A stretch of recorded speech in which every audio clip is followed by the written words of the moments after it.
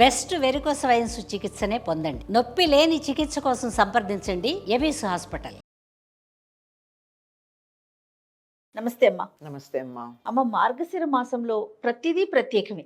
అవునమ్మా. ఏ రోజుకి ఆ రోజు చాలా వరకు విశిష్టతలు మనకు కనిపిస్తూ ఉంటాయి. ఇందులో మనకి సుబ్రహ్మణ్య షష్ఠి కూడా ఉంది. అవునమ్మా. అంటే సుబ్రహ్మణ్యుడు జన్మించిన రోజు. మార్గశీర్ష షష్ఠి నాడు సుబ్రహ్మణ్యుడు అవతరించాడు అని చెప్తారు. అందుకని దాన్ని సుబ్రహ్మణ్య షష్ఠి అంటారు. కొన్ని ప్రాంతాల వాళ్ళం మనం పుట్టలో పాలు పోసుకోవడం అనేది నాగుల చవితి నాడు చేస్తే కార్తీక మాసంలో, గోదావరి జిల్లా ప్రాంతము, తర్వాత కళింగ ప్రాంతము, అక్కడంతా కూడా ఇంకా గట్టిగా చెప్పాలంటే మనకి తమిళ ప్రాంతం అంతా కూడా సుబ్రహ్మణ్య ఆరాధన చాలా ప్రధానంగా ఉండి అక్కడంతా ఈ సుబ్రహ్మణ్య షష్ఠికి బాగా చేస్తారు. మురుగన్ అని చెప్పి ఆయన్ని బాగా ఆర్మోగం మురుగన్ ఒకటేంటి కందస్వామి అంటే స్కందుడినే కంద అంటారు వాళ్ళు. ఇలా అనమాట. ఇన్ని మామూలుగా కాదు, అంత అద్భుతంగా చేసుకుంటారు. ఒకసారి ఆయన అవతారం ఏ విధంగా జరిగిందో చెప్పండి అమ్మా.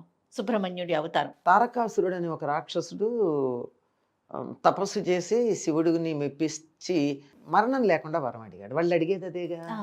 అట్లా కుదరదయ్యా, ఏదో ఒక కండిషన్ అడుగు అని అంటే సరే అంటే అది సృష్టికి వ్యతిరేకం కదా. కానీ మీరు చెప్పే విధానం భలే ఉందమ్మా. అదే చెప్తారు కదా, టీఎన్సీ అప్లై అని కంటికి కనపడం చిన్న అక్షరాల్లాగా కండిషన్స్. అదే అట్లాంటిది ఏదన్నా అడుగు కానీ క్లీన్ చిట్ ఇవ్వలేను నేను. అది ఎవరి చేతుల్లోనూ లేదు, అది సృష్టి ధర్మం కాదు కదా అని మరంటే, మరైతే నీకు మాత్రమే పుట్టిన కొడుకు చేతిలో నాకు మరణం పర్వాలేదు అన్నాడు. శివుడికి మాత్రమే ఎలా పుడతాడండి కొడుకు? అందుకే వాడు అలా అడిగాడు. సరే సరే అన్నారు. ఒకసారి ఎప్పుడు సనత్ కుమార్ల వారు అన్నారట, నేను నీకు కొడుగ్గా పుడతాను అని, నీకు మాత్రమే కొడుగ్గా పుడతాను అని, నీకు మాత్రమే ఆయన కూడా. సరే ఈ రెండు జత చేసుకుని రెడీగా పెట్టుకున్నారు. ఈ లోపల ఈ తారకాసురుడు బాధపడలేక దేవతలందరూ యథాప్రకారం విష్ణుమూర్తి దగ్గరికి వెళ్ళారు. కాదమ్మా, వరాల కోసమేమో విపరీతమైన తపస్సు చేస్తారు.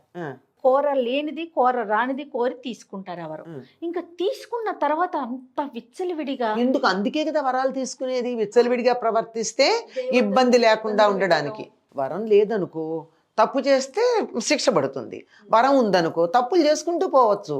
అలా ఎగ్జంప్షన్స్ ఇస్తూనే ఉంటారు. ఎగ్జంప్షన్స్ అయిపోతుంది. అదనమాట వాళ్ళు చేసేది. మాకు చమత్కారంగా మా నాన్నగారు చెప్తూ ఉండేవారు. ఆ రోజుల్లో కాపీలు బాగా కొట్టేవారు. మా చిన్నతనంలో మా నాన్నగారు టీచర్ అనమాట. సన్న అక్షరాలు రాసుకొచ్చారు. ఇంత కాగితం మీద ఇంత ఆన్సర్ రాసుకొచ్చి చాలా కష్టపడి రకరకాల ప్రదేశాల్లో పెట్టుకుని తెచ్చేవారు. వాడిని లేపి మా నాన్నగారు ఒకటే అడిగేవారు, ఒరే ఇది రాయడానికి ఇందుకు అరగంట పట్టింది కదా, అరగంట చదువుకుంటే వచ్చేది కదరా, ఎందుకు కష్టపడి రాసావు? రాసి వెళ్ళి అటు వెళ్ళి చూసుకోవచ్చు, ఒక అక్షరం రాసి భయంగా, దాని బదులు అరగంట నువ్వు కష్టపడి చదివేసుకుంటే అయిపోయేది కదా అని దేవతలందరూ అడిగితే, అప్పటికి శివుడు కొడుకు చేతిలో తప్ప వాడు చావడు కదా, మరి ఎట్లా అంటే శివుడు తపస్సు చేసుకుంటున్నాడు. అప్పటికే సతీదేవి యోగాగ్నిలో శరీరం వదిలేస్తే శివుడు తపస్సుకు వచ్చాడు. ఇది నాకు చాలా నచ్చే విషయం. భార్య పోతే తపస్సుకు వెళ్ళాడు కానీ మళ్ళీ పెళ్లి చేసుకోవడానికి సిద్ధపడలా. ఇది మనకి మన దేవతలను చూసి నేర్చుకోవాల్సిందే. అవునమ్మా.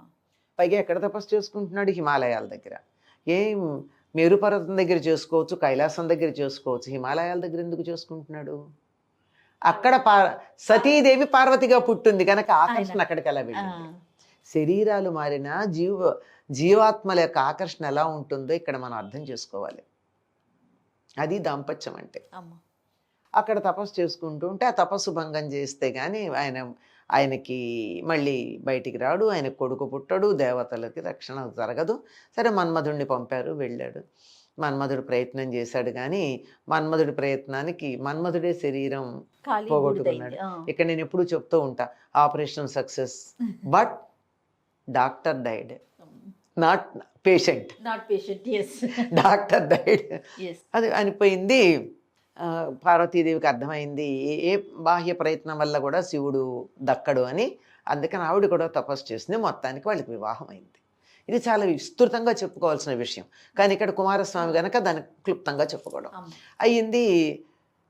వారు చాలా ఆనందంగా ఉన్నారు. ఆనందంగా ఉన్నప్పుడు ఎక్కువ కాలం వాళ్ళు రతిక్రీడలో సమయం గడిపారు. అప్పుడు వాళ్ళకు పుట్టేటటువంటి కొడుకు దేవతలందరినీ బాధ పెట్టేస్తాడు, తట్టుకోలేం, వాడి శక్తి ముందని చెప్పి అక్కడి నుంచి నా వెలుగు చూసి వీళ్ళు తట్టుకోలేకపోయారు. ఆ సమయంలో రుద్రాంశ విజృంభించింది శివుల్లో. ఆయనకి ఉన్నాయి కదా, అష్టమూర్తులు ఉన్నాయి, అందులో రుద్రుడు ఒకడు. ఆ రుద్రాంశ విజృంభించేటప్పటికి తట్టుకోలేక దీన్ని భంగం చేయాలని దేవతలు ఆలోచించారు. అలా భంగం చేసిన కారణంగా శివుడి యొక్క రేతస్సు కింద పడిపోయింది. పడిపోతే పార్వతీదేవి బాధపడింది. నాకు కొడుకులు లేకుండా చేశారు కదా, సంతానం లేకుండా, అందువల్ల దేవతలు ఎవరికి పిల్లలు ఉండరు అని శాపం ఇచ్చేసింది. కానీ ఇది కదా వీళ్ళకి కావాలి, దేవతలకు కావాల్సింది అది. దానికోసం ఏం చేశారు, ఈ రేతస్సును ఎవరు భరించగలరు అంటే ఈవిడిని అడిగారు, గంగాదేవిని అడిగారు. అప్పుడు గంగాదేవి అయితే పార్వతి అసూయ పడదు అని వాళ్ళకి ఆశ, సొంత అక్కగారు కదా.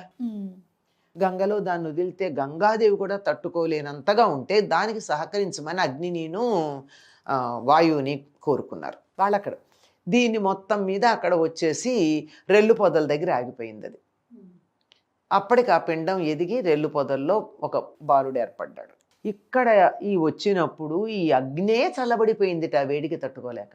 అగ్ని చల్లబడిపోయింది, తట్టుకోలేకపోయింది. అగ్నికి వాయువు తోడైతే కూడా వాళ్ళిద్దరూ కలిస్తే కూడా అవలేదు. అక్కడే అప్పుడు రాగి, బంగారం, తర్వాత వెండి 3 అక్కడ తయారైనాయి అప్పుడు ఆ ప్రాంతాల్లో.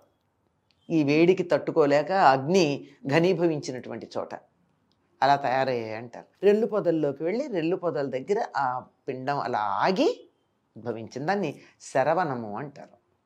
శరవణము, శరము అంటే రెల్లు, వనం అంటే పొద, రెల్లు పొద, శరవణం అంటారు దాన్ని. మళ్ళీ నా పక్కన అయ్యాక శరవణ భవుడు అని ఆయనకి పేరు రావడం జరిగింది. ఎందుకు ఇక్కడ జరిగింది అంటే, ఒకప్పుడు ఎప్పుడో శరవణం అని చెప్పబడేటటువంటి ఒక సరస్సు అమ్మవారి గురించి ప్రార్థించి, నాకు ఇక్కడ నీ సంతానం ఇక్కడ ఉండాలి, నువ్వు కోరుకోవడం, అమ్మవారి ప్రతిరూపమే అది. అందుకని అక్కడ ఆగింది. అక్కడి నుంచి ఓ బాలుడు వచ్చాడు. ఆ బాలుడు అగ్నితత్వం కదా, ఆకలితో కెవ్వుమని ఏడిచాడు. అవసరం ఎవరిది? దేవతలది. అందుకని దేవతలు వచ్చి పాలు ఎవరిస్తారా అని చూశారు. చూస్తే అక్కడ కృత్తికలు కనపడ్డారు. ఆ కృత్తికలను అడిగారు. అంటే వీడు సప్త ఋషుల్లో వశిష్ఠుడు తప్ప మిగిలిన 6 ఋషుల యొక్క భార్యలు. అడిగారు. ఇస్తాం కానీ పిల్లవాడు మా పేరు మీద ప్రఖ్యాతి పొందాలి అన్నారు. ఎవరి బిడ్డ అంటే మా బిడ్డను పాలిస్తాం, మా బిడ్డగా లోకంలో ప్రఖ్యాతి పొందాలి అన్నారు. సరేనన్నారు, దేవతలు అవసరం కదా. సరే, ఆ పిల్లవాడి దగ్గరికి వెళ్ళి మేము ముందు ఇస్తామని, మరి 6 కదా పెడితే, ఆ పిల్లాడు ఏం చేశాడు, 6 ముఖాలు వేసుకుని ఒక్కసారి 6 దగ్గర పాలు తాగాడు. ఈ తాగడంతో చాలా పెద్దవాడైపోయాడు. పొద్దున పుట్టాడు, మధ్యాహ్నం పాలు తాగాడు, సాయంకాలానికి బయలుదేరాడు. దేవసేనకి ఆధిపత్యం ఇచ్చేశారు అతనికి. వెళ్ళి తారకాసుర సంహారానికి బయలుదేరాడు. వెళ్ళాడు, సంహారం చేశాడు. ఈయనకి ఎన్ని పేర్లు? పార్వతి కొడుకు, శివుడు కొడుకు, రుద్రాంశుడు, తర్వాత ఆగ్నేయుడు అంటారు, అగ్నింశతో ఉన్నవాడు, గాంగేయుడు గంగలో పుట్టాడు, శరవణభవుడు శరవణంలో పుట్టాడు, కార్తికేయుడు కృత్తికల వాళ్ళ వల్ల పేరు పొందినటువంటి వాడు, 6 మొగం షణ్ముఖుడు 6 ముఖాలు కలిగినటువంటి వాడు, దేవసేనకి అధిపతి కనుక దేవసేనాపతి. మన శరీరంలో ఉండే వెన్నెముకని ఆశ్రయించుకుని ఉండేటటువంటి కుండలినికి అధిపతి కనుక వల్లీపతి. ఆయనకి పేర్లు ఎన్ని పేర్లు ఉన్నాయి. ఈయన పుట్టినటువంటి రోజు మార్గశిర శుద్ధ షష్ఠి. ఆయనకి సంబంధించింది వృత్తాలు ఎన్నున్నాయో ఒక్కొక్క ఘట్టం తెలియజెప్పేటటువంటి క్షేత్రం తమిళనాడులో ఒక్కొక్క 6 క్షేత్రాలు ఉన్నాయి. ఒక్కొక్కటి ఒక్కొక్క ఘట్టాన్ని జీవితానికి సంబంధించిన ఘట్టాలు చెప్పేది. దీన్ని చాలా గొప్పగా తమిళనాడు గోదావరి తీర ప్రాంతం వాళ్ళు జరుపుకుంటారు సుబ్రహ్మణ్య షష్ఠిని. గోదావరి జిల్లాలో అయితే దీన్ని సుబ్బారాయుడు షష్ఠి అంటారు. పాటలు కూడా ఉన్నాయి. సుబ్బారాయుడు షష్ఠి, చూచి వద్దాను రండి, మా ఇంట్లో పెళ్ళి, మళ్ళీ వద్దాను రండి. అంటే అది పాటల్లో కూడా వచ్చేటంత రండి. సుబ్బారాయుడు షష్ఠి ఎంత జాతర జరుపుతారంటే మామూలుగా కాదు. ఎక్కడమ్మా? చాలా ప్రాంతాల్లో జరుపుతారు. చాలా ప్రధానంగా ఉండేది అత్తిలి అనే గ్రామంలో చాలా బాగా జరుపుతారు. అత్తిలి ఇది ఇక్కడ అత్రి మహర్షికి సంబంధించినటువంటి గ్రామంగా చెప్తారు దాన్ని. ఆయనకి సంబంధించింది. అక్కడ స్వయంభూగా ఉన్నాడు. అక్కడ చెట్టు మొదట్లో ఆయనకి దేవాలయం కట్టారు. సుబ్రహ్మణ్య స్వామి దేవాలయం ఉంటుంది. 3 రోజుల పాటు అద్భుతంగా వేడుకలు జరుపుతారు, ఉత్సవాలు జరుపుతారు. ముందు రోజు, తర్వాత సుబ్రహ్మణ్య షష్ఠి తెల్లవారుదాము నుంచి జరుపుతారు. ఇంకా సాయంకాలం అయ్యేటప్పటికి ఊరేగింపు ఉంటుంది. సాయంకాలం దీపాలు పెట్టాక ఎప్పుడు 6:30, 7, 8 ప్రాంతాలు బయలుదేరతారు. తెల్లవారేదాకా ఊళ్ళో తిరుగుతుంది ఆ ఊరేగింపు. ఈ ఊరేగింపులో వచ్చేటటువంటి అసలు విశేషాలు ఇన్ని అన్నీ కాదు. వేద పండితులైనా, పాటలు పాడేవాళ్ళైనా, కోలాటాలైనా, బుట్టబొమ్మలైనా, నాటకాలైనా, రకరకాల నాటకాలు వేషాలు వేసుకుని తిరుగుతూ ఉంటారు. ఎక్కడ ఆగితే అక్కడ ఒక ఇంటి ముందు ఆగి వాళ్ళు ఒక ఘట్టం ప్రదర్శిస్తారు. ఆ ప్రముఖుల ఇళ్ళ ముందు. అసలు చెప్పలేని తెల్లవారేదాకా జరుగుతుంది. తెల్లవారుతూ ఉండగా సూర్యోదయ సమయానికి కాస్త ముందుగా తెల్లవారుదామన స్వామివారిని తీసుకెళ్ళి ఆయనకి ముఖ ప్రక్షాళనం దగ్గర నుంచి చేయించేసేటువంటి వేడుక ఉంటుంది. నా మర్నాడంతా కళ్యాణం వ్యవహారం అంతా ఉంటుంది. చాలా అద్భుతంగా అసలు చెప్పలేము. ఎంత పెద్ద జాతర ఉంటుందో చెప్పలేము. అందరూ కూడా ఎన్నెన్ని చుట్టుపక్కల గ్రామాల నుంచి అలా ప్రవాహంలాగా, వరద ప్రవాహంలాగా జనాలు వస్తూ ఉంటారు. ఇంకా పెట్టేటటువంటి కొట్లైనా అవన్నీ మనకి తిరణాలంటారే, అట్లా రకరకాలం అనమాట. ఇంకా అసలు చెప్పలేము. అదంతా గ్రామం అంతా నిండిపోతుంది. చెరువు ఊర్దు నుంచి ఆ చుట్టుపక్కలంతా కూడా ఫుల్, మామూలుగా ఉండదు. అంత అద్భుతంగా జరుగుతుంది. ఇలాగే అంత కాకపోయినా ఇంతో అంతో ప్రతి గ్రామంలోనూ కూడా సుబ్రహ్మణ్య షష్ఠికి సంబంధించినటువంటి వేడుకలు జరుగుతాయమ్మా. ఇంట్లో ఏమన్నా ప్రత్యేకమైన పూజా విధానం పాటిస్తారమ్మా? సాధారణంగా నాగుల చవితి నాడు పాటించే నియమాలే చాలా మంది పాటిస్తారమ్మా. ఇంత వేడుకలు చేసుకోకపోయినా సుబ్రహ్మణ్య షష్ఠి నాడు కూడా ఒకవేళ నాగుల చవితి నాడు పుట్టలో పాలు పోసుకోవడానికి వీలు కుదరకపోవచ్చు కొంతమందికి. మరీ నియమాలు పాటిస్తాం కదా, ఆచారం పాటించాలి కదా. మిగిలిన వాటికి చూసి చూడనట్టు ఊరుకున్నా దీనికి చేయకపోతే బ్రహ్మాండంగా అక్కడిక్కడ ఫలితం కనపడుతూ ఉంటుంది. అందువల్ల ఏ చిన్న తేడా వచ్చినా చెయ్యరప్పుడు. చేయకుండా సుబ్రహ్మణ్య షష్ఠి నాడు పుట్టలో పాలు పోసుకుంటారు. అవే నియమాలు పాటిస్తారు. చలిమిడి, చిమ్మిడి లాంటివి తింటూ వండిన పదార్థాలు తినకుండా ఉండడం లాంటివి చేస్తారు. కొంతమంది తినరు. కానీ కొంతమంది ఏం చేస్తారంటే పగలల్లో ఉపవాసం ఉండి చీకటి పడ్డాక ఇంకా ఆయన పుట్టలోకి వెళ్ళిపోతాడు కదా, అందుకని అప్పుడు చీకటి పడిన తర్వాత ఇంకా రోజు దీపం కూడా పెట్టరు. సాయంత్రం పొద్దున్న దీపం పెడతారు. ఎందుకో తెలియదు, సాయంకాలం దీపాలు పెట్టే అలవాటు లేదు. నాగుల చవితి నాడు కానీ సుబ్రహ్మణ్య షష్ఠి నాడు కానీ పెట్టరు. అప్పుడు కొద్దిగా ఉప్పులు కారాలు లేని చప్పిడిది ఏదన్నా చేసుకుని తింటారు.